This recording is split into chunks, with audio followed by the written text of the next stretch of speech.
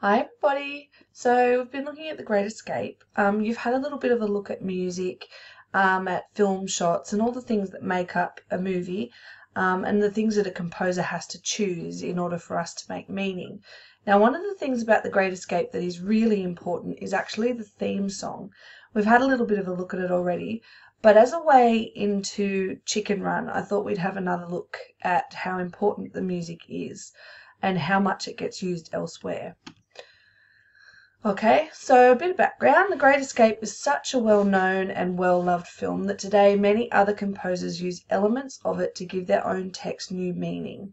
Okay, so this is what we're going to be looking at when we do Chicken Run. We're going to be looking at the way the film takes maybe the storyline or the characters from The Great Escape, and how it changes them to give it new meaning. Okay, so here we have The Simpsons, and Maggie, who is very cute. So let's have a look and tell me what you think.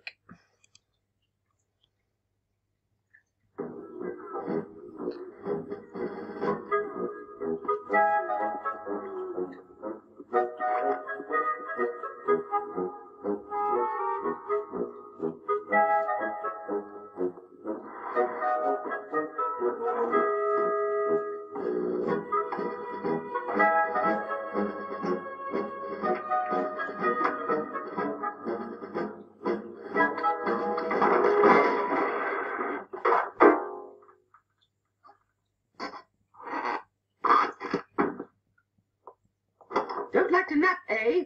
We have a place for babies like you. The box!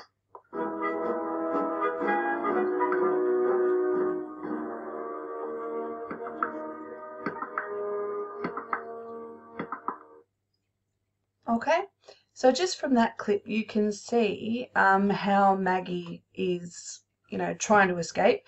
We hear the theme music from The Great Escape and she's put into the cooler. Alright, so it gives the whole text a new meaning. If Maggie was just crawling around without that music, it wouldn't be The Great Escape that this baby is trying to make. Alright, so all these elements from the film taken to give it new meaning, or to give The Simpsons new meaning anyway.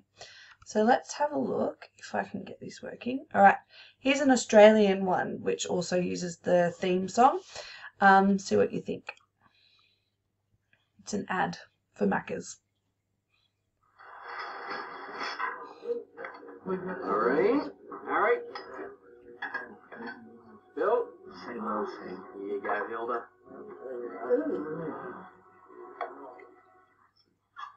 A and B.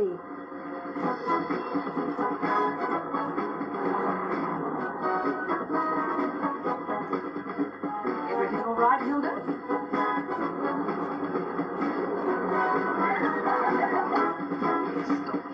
Of course.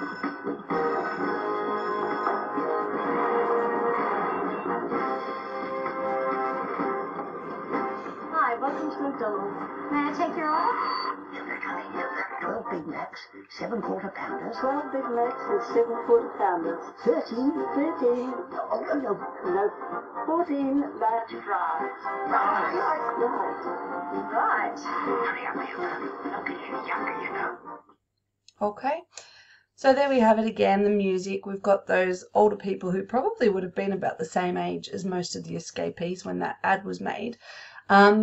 And we get again the sense that the film or the music is meant to make us think that some sort of great escape is happening. Alright, it's a little bit mischievous, it's a little bit naughty, sort of fits in with the idea of the characters as rebels, which we get a lot of in The Great Escape. Okay, so why does it get used so often? As you can hear, the music is upbeat and was meant to represent the fighting spirit of the POWs in Stalag Luft 3. So remember that the film was made for a British and an American audience in the 1960s, which was only a couple of years after, well, not a couple of years, 20 years after World War II. So the theme song is meant to represent stoicism, and that's a word that you guys can look up, of the men. So it's like the never give up attitude that they had. And a lot of other people who had been watching this at the time in the audience would have remembered that kind of attitude and would have had it themselves. So it's a message that carries on through many other texts today, and because of its fame, elements of The Great Escape are still very much a part of our culture, whether we realise it or not. So some of you might have seen that version of that episode of The Simpsons before and not realize where that music came from. Okay, and that's what we're going to be moving on to next with Chicken Run. Looking at intertextuality, which is a massive word, but we're going to have a look at it next, and how different text can be used to create new meanings that are based on the old ideas from the original text. All right, so let's get started with Chicken Run.